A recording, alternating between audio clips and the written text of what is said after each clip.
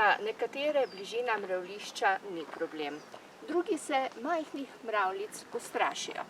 No, so tudi takšni, ki imajo majhne in velike težave. Majhne jih poznamo, na primer več kot 50 000, poleg hišnih tudi tiste na tleh. So pomembni razkrojevalci in plenilci.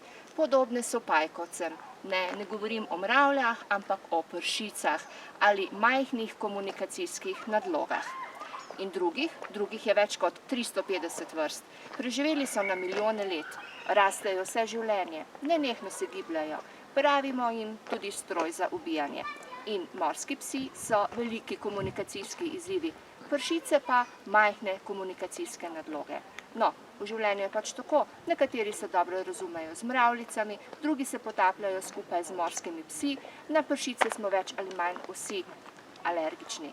Oblike nedovoljenega komuniciranja so lahko majhne ali pa velike in obravnavamo jih v kudo.